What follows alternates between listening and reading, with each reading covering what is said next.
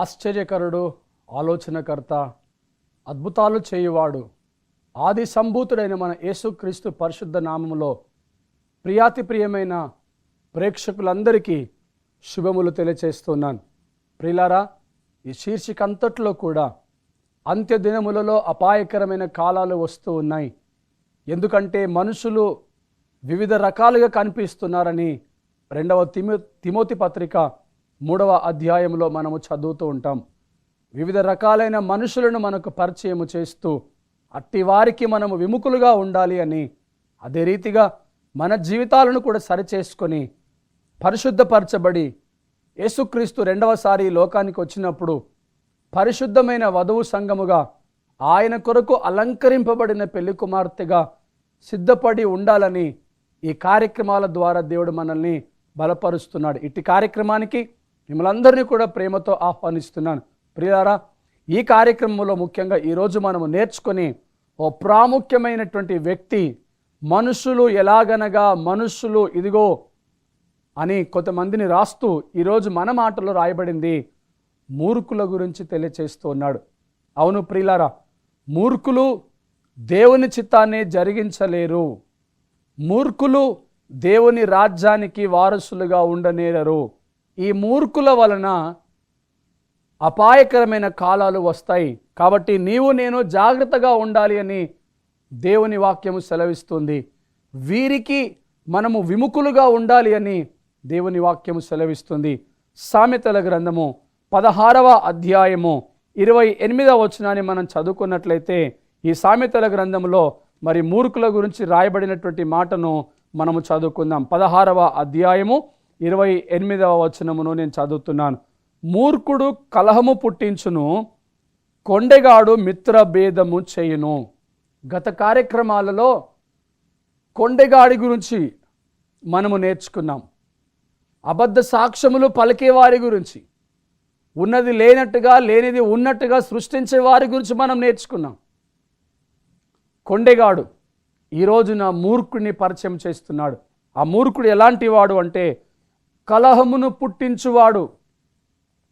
విశ్వాసుల మధ్యలో ఉన్న సఖ్యతను తొలగించి, ఐక్యతను తొలగించి, సంఘాలలో గలిబిలిని సృష్టించి, విశ్వాసుల మధ్య ఉన్న ఐక్యతను పాడు చేసి, క్రీస్తు సంఘాన్ని వేరుపరచటానికి, ఐక్యమత్యమును చెదరగొట్టి పాడు చేయటానికి ఈ మూర్ఖుడు ప్రయత్నిస్తాడు. మూర్ఖుని యొక్క ప్రథమ లక్షణము వాడు కలహమును పుట్టిస్తాడు. అందుకని దేవుని వాక్యము సెలవిస్తుంది, అపాయకరమైన కాలములు వస్తాయి, ఎలాగనగా మనుషులు మూర్ఖులు. అందుకని చివర్లో అంటాడు, ఇలాంటి వారికి నీవు నేను విముఖుడిగా జీవించాలి అని దేవుని వాక్యము మనల్ని హెచ్చరిస్తూ ఉన్నది. ప్రియ సహోదరి సహోదరుడా, మనము ధన్యులము. కారణం ఏంటంటే దేవుడు మనతో మాట్లాడుతూ ఉన్నాడు, మనల్ని హెచ్చరిస్తూ ఉన్నాడు. అపాయకరమైన కాలాలు ఎలా వస్తాయి, ఎందుకు వస్తాయి, ఎవరి వలన వస్తాయి, అయితే వారి విషయంలో మనం ఎలా ఉండాలి అనేది ముందుగానే మనల్ని ఆయన హెచ్చరిక చేసి ఆయన కొరకై సిద్ధపరచుకోవటానికి మనలందరినీ కూడా పరిశుద్ధపరుస్తున్నాడు. కాబట్టి అయితే మూర్ఖుడిగా ఉన్నటువంటి ఈ అపాయకరమైన కాలములు వచ్చే ఈ మనుషుని కొరకై, ఈ మనుషుని బట్టి మనము జాగ్రత్త పడాలి. ఎందుకంటే ఈ మూర్ఖుడు కలహాలను పుట్టిస్తాడు, ఈ మూర్ఖుడు సమస్యల్ని సృష్టిస్తాడు, ఈ మూర్ఖుడు విశ్వాసుల మధ్య జగడములను కలిగిస్తాడు. అలాగనే వాడు ఈ అలవాటుతోనే ఉంటాడు. కాబట్టి మనము జాగ్రత్తగా ఉండాలి, వారికి విముఖులుగా ఉండాలి అని దేవుని వాక్యము సెలవిస్తుంది. 26వ అధ్యాయము సామెతల గ్రంథం అక్కడిని మనము చూస్తే 26వ అధ్యాయము 11వ వచనమును మనము ధ్యానము చేసుకుందాం. తన మూఢతను మరల కనపరచు మూర్ఖుడు కక్కిన దానికి తిరుగు కుక్కతో సమానుడు. ఎంత భయంకరమైన మాట కదండి. తన మూఢతను మరలా కనుపరచు మూర్ఖుడు. మూర్ఖుడు తన మూఢత్వమును బట్టి మరలా దానివైపే తిరుగుతాడు. ఎన్ని మార్లు గద్దించినను వాడు లోబడడు. కారణం ఏంటంటే వాడు మూర్ఖుడు. అవును ప్రియులారా, వాక్యము రెండంచుల గల వాడి అయిన ఖడ్గమని రాయటమును మనం చదువుకున్నాం. ఆ వాక్యమును బట్టి ఆ యొక్క ఖడ్గమనే వాక్యము మన హృదయంలోనికి దూరి హృదయ ఆలోచనలను, హృదయ తలంపులను అది పరిశోధించినప్పుడు కార్యాలు జరుగుతాయి. మన జీవితాలు సరిచేయబడతాయి. అణువు పరిశుద్ధపరచబడుతుంది. నరాలలో రక్తము ప్రవహింపచేసి ఆయన పరిశుద్ధపరుస్తాడు. అయితే ఆ వాక్యం అనే ఖడ్గము మన హృదయంలోనికి దూరుతుందా? నిజమే. నువ్వు మూర్ఖుడవైతే ఆ వాక్యము దూరటానికి అవకాశం లేదు. మూర్ఖుడిగా ప్రవర్తిస్తే ఆ వాక్యము నీ జీవితంలో పని చేయదు. కారణం ఏంటంటే హృదయాంతరంగంలోనికి ఆ వాక్యం వెళ్ళట్లేదు కాబట్టి. కానీ ఇక్కడ ఈ 11వ వచనంలో చూస్తే అంటాడు, తన మూఢతను బట్టి మరలా కనపరచు మూర్ఖుడు కక్కిన దానిని తిరిగి దాని దగ్గరికి వెళ్ళేటటువంటి కుక్కతో సమానం అంటాడు. ఆ పైన వాక్యాన్ని మనము చూస్తే అధికముగా నొందినవాడు సమస్తము చేయవచ్చును, మూర్ఖుని వలన కలుగు లాభము నిలువదు, కూలికి వానిని పిలిచిన వాడును చెడిపోవును. చూసారా, మూర్ఖునితో సహవాసము చేయటం కాదు. ఒకవేళ మూర్ఖుని కూలికి పిలిచినా కానీ పిలిచిన వానికి లాభము చేకూరదు, నష్టమే కలుగుతుంది. అలాగనే మూర్ఖుని వలన కలుగు లాభము ఎక్కువసేపు నిలవదు. అంటే మూర్ఖుల వల్ల ప్రమాదమే జరుగుతుంది అంటున్నాడు. మూర్ఖుల వలన నష్టమే కలుగుతుంది అంటున్నాడు. ఆ మూర్ఖత్వము ఒకవేళ మనలో ఉన్నట్లయితే, ఆ మూఢత్వం ఒకవేళ మనలో ఉన్నట్లయితే దాన్ని మనము తొలగించుకోవాలి, దాన్ని పెరికి పారవేయాలి. మూర్ఖుడు తన యొక్క చిత్తాన్ని మార్చుకోనేరడు. మూర్ఖుని వలన ఎవరికి లాభము కలగదు, వానికి వచ్చిన లాభము కూడా నిలవదు, వాని పనికి పిలిచిన వానికి కూడా లాభము చేకూరదు. ఈ మూర్ఖుడు తిరిగి మరల కక్కిన దాని దగ్గరికి వెళ్ళినటువంటి కుక్కతో సమానము. కుక్క తన వాంతికి తిరుగుతుంది అంటున్నాడు. కుక్క తన వాంతికి తిరుగుతుంది. ఈ యొక్క జీవితమును జీవిస్తున్నటువంటి మానవాళి కూడా పాపాన్ని విడిచిపెడుతూ ఉన్నారు, పరిశుద్ధపరచబడాలని ఆశిస్తూ ఉన్నారు. కానీ తిరిగి అదే పాపం దగ్గరికి వెళ్ళిపోతూ కుక్క వలె బ్రతుకుతున్న వారు చాలామంది ఉన్నారు. కుక్కకున్నటువంటి స్వాభావికమైన అలవాటు తన వాంతి దగ్గరికి మరలా వెళ్ళి అదే తింటుంది. కక్కిన దానిని తినే స్వభావం తనకున్నట్లే మనిషి కూడా విడిచిపెట్టినటువంటి ఆ పాపాన్ని దగ్గరికి మళ్ళీ వెళ్ళడానికి ప్రయత్నిస్తాడు. ఆ పాపములో జీవించడానికి ప్రయత్నిస్తాడు. ఆ పాపము దగ్గరికి వెళ్ళటానికి ప్రయత్నిస్తాడు. మూర్ఖునితో సమానం. ప్రియ దేవుని సంగమా, మూర్ఖుల పట్ల మనము విముఖులుగా ఉండాలి. మూర్ఖుల వలన అపాయకరమైన కాలాలు వస్తున్నాయని స్పష్టంగా దేవుని వాక్యము సెలవిస్తూ ఉంటే మనము ఆ మూర్ఖత్వాన్ని గ్రహించినప్పుడు ఆ మూర్ఖునికి మనము దూరముగా ఉండటానికి ప్రయత్నము చేయాలి. 29వ అధ్యాయము సామెతల గ్రంథము 29వ అధ్యాయము 20వ వచనమును మనం చదువుకుందాం. 29వ అధ్యాయము 20వ వచనం, అతురపడి మాట్లాడు వాని చూచితివా, వానికంటే మూర్ఖుడు సులువుగా గుణపడును. గ్రహించాలి దేవుని వాక్యము స్పష్టంగా మాట్లాడుతూ ఉండగా. అతురపడి మాట్లాడువా అని చూచితివా, వానికంటే మూర్ఖుడు సులువుగా గుణపడును. అతురముగా మాట్లాడడానికి ప్రయత్నించకూడదు. మాట్లాడేటప్పుడు ఆలోచించి మాట్లాడాలి. అతురముగా మాట్లాడు. ఆత్రముతో అంటే మనము ఆతురతగా కలిగి తొందరపడి మాట్లాడడానికి మనం ప్రయత్నించకూడదు. ఒకవేళ అలా ప్రయత్నించితివా, వాడికంటే మూర్ఖుడే సులువుగా గుణపడును. మన నోటిని కాపాడుకోవాలి. మన నాలుక మన వశములో ఉండేటట్లుగా చూసుకోవాలి. కారణం ఏంటంటే ఈ నాలుక గురించి బైబిల్ మాట్లాడుతూ ఉంది. నాలుక అగ్ని, దహించు అగ్ని వలె ఈ నాలుక ఉంటుంది. ఈ నరము లేని నాలుక ఎంతటి కొండలనైనా పెకిలింపగలదు, ఎంతటి అడవినైనా తగలబెట్టగలదు. ఈ నాలుకతో మనం ఏం మాట్లాడుతున్నామో జాగ్రత్త పడాలి. ఆతురముగా మాట్లాడడానికి మనం పూనుకోకూడదు. దేవుని బిడ్డ, వాక్యాన్ని గ్రహిస్తున్నవాడా, వాక్యానుసారంగా జీవించాలని కోరుకుంటున్నవాడా, నీ నాలుక నీ వశంలో ఉండాలి. నీ మాటలు నీ స్వాధీనములో ఉండాలి. ఎందుకు అంటే అది మూర్ఖుని కంటే, మూర్ఖుని యొక్క ఆలోచన కంటే బహు భయంకరమైనదని వాక్యము సెలవిస్తూ ఉన్నది. 29వ అధ్యాయము 20వ వచనములో. అలాగే సామెతల గ్రంథము 30వ అధ్యాయము 22వ వచనము చదువుకుంటే అవేవనగా, రాజరికమునకు వచ్చిన దాసుడు, కడుపు నిండా అన్నము కలిగిన మూర్ఖుడు. చూసారా అండి? ఈ మూర్ఖుడికి కడుపు నిండా అన్నం ఉన్నది, కానీ వాడు మూర్ఖుడే.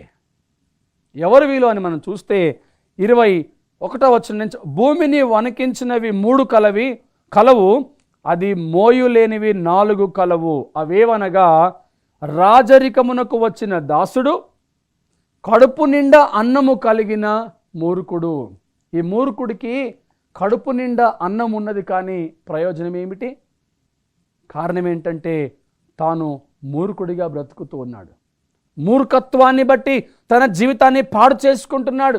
మూర్ఖత్వాన్ని బట్టి తన జీవితమును నాశనము చేసుకుంటున్నాడు. మూర్ఖత్వాన్ని బట్టి దిగజారిపోతున్నాడు. మూర్ఖుడు దేవుని చిత్తాన్ని జరిగించలేడు. మూర్ఖులు దేవునికి అయాసమైన కార్యములు జరిగిస్తారు. వారు దేవుని చిత్తాన్ని గ్రహింపరు, దేవుని చిత్తాన్ని జరిగించరు. కొన్ని సందర్భాల్లో ప్రియులారా, దేవుడు మనతో మాట్లాడుతున్నప్పుడు మూర్ఖత్వమైనటువంటి ఆలోచనలను బట్టి, మనము మోడుబారిపోయిన కారణాన్ని బట్టి, మూర్ఖులుగా ఉండటాన్ని బట్టి, మూర్ఖపు స్వభావమును బట్టి, దేవుని వాక్యమును స్వీకరించకుండా ఆ మూర్ఖత్వమును బట్టి తిరిగి పాపములోనికి వెళ్ళిపోయేటటువంటి ఆలోచనలు మనము చేస్తాం. గత కార్యక్రమాల్లో మనము విన్నప్పుడు దూషకులు, అతిద్వేషులు అనే యొక్క మనిషి గురించి మనము నేర్చుకుంటున్నప్పుడు ఇశ్రాయేలీల దగ్గరికి వెళ్ళి చూస్తే వారు ఐగుప్తులో నుంచి వచ్చారు, కానీ ఐగుప్తులో ఉన్న సాంప్రదాయాలను, ఐగుప్తులో ఉన్న పద్ధతుల్ని, ఐగుప్తులో ఉన్న ఆచారాలను వారు విడిచిపెట్టలేరు. మోషే లేని కారణాన్ని బట్టి, మోషే తిరిగి రావటానికి ఆలస్యమైన కారణాన్ని బట్టి మూర్ఖత్వంలోనికి వెళ్ళిపోయినటువంటి ఇశ్రాయేలీయులు తమ కొరకు ఒక దూడను తయారు చేసుకున్నారు. అదే వారిని నడిపించిన యెహోవా అనే వారికి వారి సృష్టించుకున్నారు. దూషకులు, ద్వేషకులు, అతిద్వేషులు, ఆ తర్వాత మనము గ్రహిస్తే మూర్ఖులు. ప్రియులారా, మనిషి యొక్క జీవితంలో వివిధ రకాలైనటువంటి ఆలోచనల చేత, తన క్రియల చేత తన యొక్క స్వభావమును కనపరిచేటటువంటి విధానం. ఇక్కడ వాక్యాన్ని మనము గ్రహించినట్లయితే, వాక్యాన్ని మనము శ్రద్ధగా విని ఆలోచించినట్లయితే మనలో ఎలాంటి ఆలోచనలు ఉన్నాయి, మనలో ఎలాంటి క్రియలు, తలంపులు ఉన్నాయి. మూర్ఖత్వం ఉన్నదేమో చూడాలి. వాక్యాన్ని శ్రద్ధగా వినువాడు, వాక్యాన్ని అంగీకరించువాడు, వాక్యాన్ని స్వీకరించువాడు, దేవుని చిత్తాన్ని జరిగిస్తాడు. వాడే మంచి నేల మీద పడినటువంటి విత్తనాలు. వాడు సమృద్ధిగా ఫలిస్తాడు, నూరంతలుగా ఫలిస్తాడు, అనేకులకు దీవెనకరంగా ఉంటాడు. ప్రియ సంగమా, ఇలాంటి మూర్ఖత్వం మనలో ఉన్నదేమో గ్రహించాలి. ఒకవేళ ఇలాంటి మూర్ఖులు మనకు కనిపించినప్పుడు ఆ మూర్ఖులను బట్టి మనము జాగ్రత్త పడి మన జీవితాలు కట్టుకోవాలి, మన కుటుంబాలు కట్టుకోవాలి, మన ఆత్మీయతను కాపాడుకోవాలి, మన సంఘాలను కూడా కాపాడుకోవాలి. కారణం ఏంటంటే ఈ మూర్ఖుల వలన అపాయకరమైన కాలములు రాబోతున్నాయి. ఒకసారి మనము గ్రహిస్తే సామెతల గ్రంథము 1వ అధ్యాయము 7వ వచనము చూస్తే ఈ మూర్ఖుని గురించి ఇంకొక మాట ఇక్కడ రాయటం మనము చదువుతూ ఉంటాం. సామెతల గ్రంథము 1వ అధ్యాయము 7వ వచనం, యెహోవా యందు భయభక్తులు కలిగి ఉండుట తెలివికి మూలము, మూర్ఖులు జ్ఞానమును ఉపదేశమును తిరస్కరించుదురు. ఎంత అద్భుతమైనటువంటి మాట చూడండి ప్రియులారా. యెహోవా యందు భయభక్తులు కలిగి ఉండుట జ్ఞానమునకు మూలమైతే, మూర్ఖులు ఉపదేశాన్ని, జ్ఞానమును తిరస్కరిస్తారు. అవును, జ్ఞానం ఎక్కడి నుంచి వస్తుంది? దేవుని యందు భయభక్తులు కలిగి ఉండుటయే జ్ఞానమునకు మూలం. ఆ జ్ఞానము, ఆ యొక్క వాక్యము మనల్ని ఉపదేశిస్తున్నప్పుడు, నా వాక్యము అగ్ని వంటిది కాదా, నా వాక్యము బండను బద్దలు చేసే సుత్తె వంటిది కాదా, ఇదిగో నా మాట విని నీ జీవితాన్ని కట్టుకో అని దేవుని వాక్యము సెలవిస్తున్నప్పుడు, నా ఉపదేశమును అంగీకరించువాడు ధన్యుడు అని ఈ సామెతల గ్రంథంలో మాట్లాడుతున్నప్పుడు మూర్ఖులు దానిని గ్రహింపరు. వాక్యాన్ని స్వీకరించరు, వాక్యాన్ని అంగీకరించరు, వాక్యానికి లోబడరు. యెహోవా యందు భయభక్తులు కలిగి ఉండుట జ్ఞానమునకు మూలమైతే జ్ఞాని ఆ యొక్క భయభక్తులతో దేవుని వాక్యాన్ని అంగీకరిస్తాడు. కానీ మూర్ఖులు జ్ఞానాన్ని, ఉపదేశమును త్రోసివేస్తారు, తిరస్కరిస్తారు. గ్రహించాలి సహోదరి సహోదరుడా. ఒకవేళ నీవు మూర్ఖుడవా కాదా అని చెప్పడానికి ఒక ఆనవాలు ఏంటంటే, నీవు దేవుని యొక్క ఉపదేశమును తిరస్కరిస్తే, దేవుని జ్ఞానాన్ని తిరస్కరిస్తే మూర్ఖత్వమే నీలో నాలో ఉన్నట్లు. ఆ మూర్ఖత్వాన్ని విడిచిపెట్టగలవా? ఆ మూర్ఖ స్వభావాన్ని విడిచిపెట్టగలవా? మూర్ఖుడు జ్ఞానాన్ని తిరస్కరిస్తాడని, ఉపదేశమును తిరస్కరిస్తాడని స్పష్టంగా దేవుని వాక్యము సెలవిస్తుంది.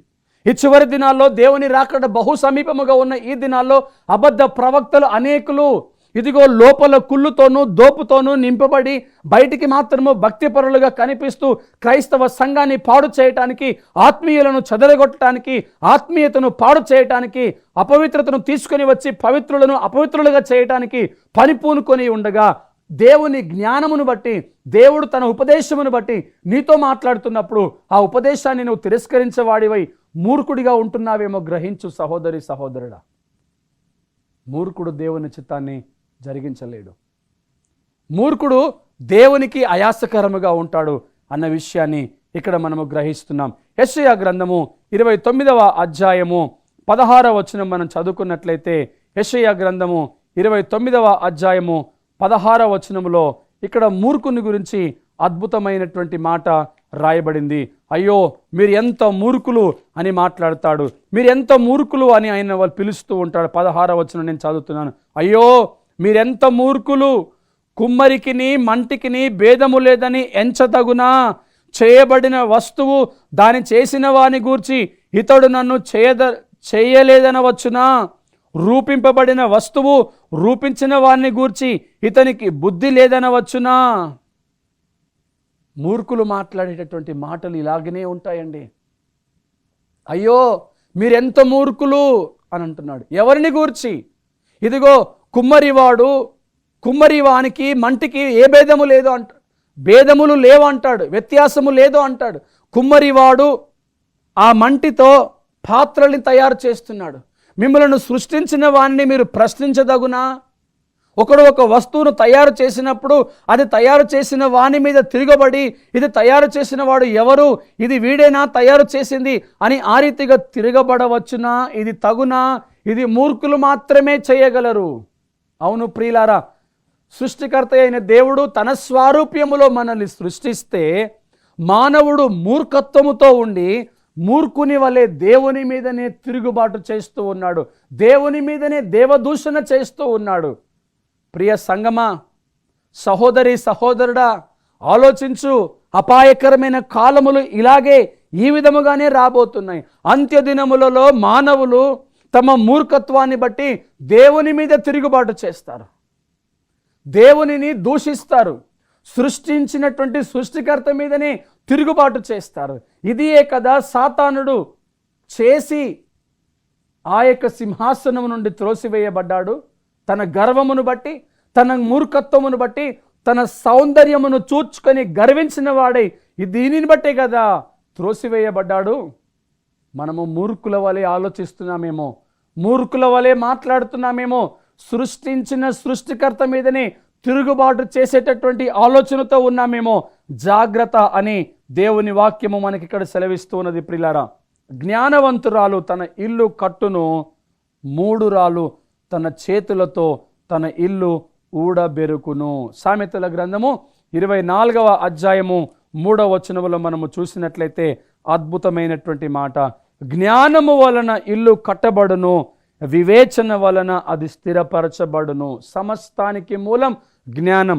నీవు చదువుకోవాలన్నా, నువ్వు ఎదగాలన్నా, ఆశీర్వాదాలు పొందుకోవాలన్నా, ఆత్మీయ స్థితి దీవెనకరంగా ఉండాలి అన్నా, ఇల్లు కట్టబడాలి అన్నా, సంఘాలు కట్టబడాలి అన్నా, జ్ఞానం అది పరలోక సంబంధమైనటువంటి జ్ఞానం, దేవుడిచ్చే జ్ఞానం. ఈ జ్ఞానము యెహోవా యందు భయభక్తులు కలిగి ఉంటేనే నీకు వస్తుంది. అందుకని ఈ మాటలు రాస్తూ ఉంటాడు కదా, జ్ఞానము వలన ఇల్లు కట్టబడును, వివేచన వలన అది స్థిరపరచబడును. ప్రియ సంగమా, మూర్ఖులు జ్ఞానాన్ని తిరస్కరిస్తారని ఇంతకుముందు మనం చదువుకున్నాం. మూర్ఖులు ఉపదేశాన్ని తిరస్కరిస్తారని మనం చదువుకున్నాం. అయితే ఇక్కడ నువ్వు జ్ఞానాన్ని సంపాదించాలి అంటే జ్ఞానాన్ని తిరస్కరిస్తే సంపాదించలేవు, కానీ జ్ఞానాన్ని పొందుకుంటే సంపాదించగలవు. ఎక్కడి నుంచి వస్తుంది జ్ఞానం? యెహోవా యందు భయభక్తులు కలిగి ఉంటేనే జ్ఞానం వస్తుంది. కానీ మూర్ఖులు ఆ భయభక్తులు కనపరచడానికి సిద్ధపడరు. మూర్ఖులు ఆ భయభక్తులు కనపరిచి జ్ఞానాన్ని సంపాదించడానికి సిద్ధపడరు. ఆ జ్ఞానాన్ని వారు తిరస్కరిస్తారు. జ్ఞానము చేత మనము ఇల్లు కట్టుకుంటాం, జ్ఞానము చేత వివేచన చేత మనము స్థిరపరచుకుంటాం. సామెతల గ్రంథం 31వ అధ్యాయము 10వ వచనము చదువుతున్నాను. సామెతల గ్రంథము 31వ అధ్యాయము 10వ వచనము నుంచి 31 వచనాల వరకు మనం చదువుకున్నట్లయితే అనేక రకాలైనటువంటి మరి మూర్ఖత్వము ఎలా ఉంటుంది అనే విషయాన్ని మనం ఇక్కడ చూస్తూ ఉన్నాం. గుణవతి అయిన భార్య దొరుకుట అరుదు, అట్టిది ముత్యము కంటే అమూల్యమైనది అని మనము చూస్తుంటాం. ప్రియులారా, గుణవతి అయిన భార్య దొరుకుట అరుదు అంటాడు. అవును, జ్ఞానురాలు తన ఇల్లును కట్టుకుంటుంది, మూర్ఖురాలు ఊడబెరుకుతుంది, చేతులతోనే ఊడబెరికేసుకుంటుంది.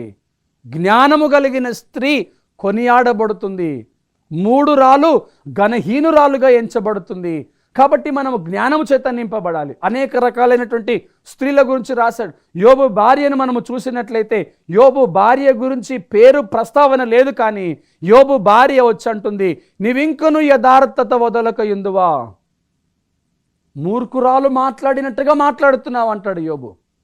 కారణం ఏంటంటే భక్తిపరుడి యొక్క భార్య మాట్లాడవలసిన మాట కాదు. లోతు భార్యను చూస్తే ధనమును లోక స్నేహాన్ని ప్రేమించి వెనక్కి చూసి ఉప్పు స్తంభం అయిపోయింది. అననీయ భార్య సిపోర, ఈమె మనం గమనించినట్లయితే అననీయ సపేరలు మరి వారు ధనాన్ని ప్రేమించి, భార్య వచ్చి మనము దీనిలో కొంత దాచుకుందామని తన ప్రాణాన్ని పోగొట్టుకుంది. తన భర్త ప్రాణము పోవటానికి ఆమె కారణమైంది ప్రియులారా. కానీ అదే సందర్భంలో గనురాలైన స్త్రీని మనము చూస్తాం, అదే సందర్భంలో హన్నాను మనము చూస్తాం. కాబట్టి ప్రియ దేవుని సంగమా, జ్ఞానముతో ఉన్నట్లయితే నీ జ్ఞానమును బట్టి నీ ఇల్లును కట్టుకుంటావు. నీవు జ్ఞానము సంపాదించాలి అంటే ఆ జ్ఞానము నీకు బయలుపరచబడుతున్నప్పుడు అది నీవు స్వీకరించాలి, అది నీవు అంగీకరించాలి. కానీ మూర్ఖులు దానిని స్వీకరించరు, దానిని తిరస్కరిస్తారు. అందుకని స్పష్టంగా 2వ తిమోతి పత్రిక 3వ అధ్యాయము 1 వచనాలు చదివితే అపాయకరమైన కాలములు వీరి వలననే వస్తుంటాయి. ఎవరు వారు అనగా మూర్ఖులు. ఈ యొక్క అంశంలో మనకు మూర్ఖులను పరిచయం చేస్తూ మూర్ఖులకు మనము జాగ్రత్తగా దూరముగా ఉండాలి, వారి పట్ల విముఖత చూపించాలి, వారి ఎడల మనము జాగ్రత్త పడి మన ఆధ్యాత్మిక జీవితాన్ని, భక్తి జీవితాన్ని కాపాడుకోవాల్సిందిగా దేవుని యొక్క వాక్యము సెలవిస్తూ ఉంది. 14వ అధ్యాయము సామెతల గ్రంథము 14వ అధ్యాయము 1వ వచనాన్ని చూసినట్లయితే, మూఢురాలు తన చేతులతో తన ఇల్లు ఊడబెరుకును. చూసారా అండి, ఇది మూఢురాలు అంటే మూర్ఖులు చేసేటటువంటి పని. మూర్ఖులు తమ జీవితాన్ని తామే పాడు చేసుకుంటారు. కాబట్టి ప్రియ సంగమా, మూర్ఖత్వాన్ని విడిచిపెడదాం, మూర్ఖులకు విముఖులుగా ఉందాం. దేవుని కృప మనకు తోడుగా ఉండినట్లు కళ్ళు మూసుకునండి, ప్రార్థన చేసుకుందాం. ప్రియ పరలోకపు తండ్రి, మహోన్నతుడైన మా దేవ, మూర్ఖులు అపాయకరమైన కాలములు తీసుకుని వస్తారు అంచె దినాలలో అని మీరు సెలవిస్తూ ఉన్నారు. మీకు వందనాలు ప్రభువా. ఆ మూర్ఖుల పట్ల ప్రభు మేము జాగ్రత్త కలిగి జీవించడానికి, మా ఆత్మీయ జీవితాన్ని కాపాడుకోవడానికి మీ కృప దయచేయండి. మాలో ఉన్న మూర్ఖత్వాన్ని విడిచిపెట్టి మీ జ్ఞానమును, మీ ఉపదేశమును అంగీకరించి మా జీవితాలు సరిచేసుకుంటూ, మా ఆధ్యాత్మిక జీవితాలు కట్టుకుంటూ, మా కుటుంబాలు, మా సంఘాలు కట్టుకుంటూ మీ కొరకు ఎదురు చూచే బిడ్డలుగా కృప దయచేయమని ప్రార్థిస్తూ ఈ కార్యక్రమాన్ని వీక్షిస్తున్న ప్రియ ప్రేక్షకులను, వారి కుటుంబాలను దీవించమని మా రక్షకుడు యేసుక్రీస్తు పరిశుద్ధ నామములో ప్రార్థిస్తున్నాము తండ్రి. ఆమేన్.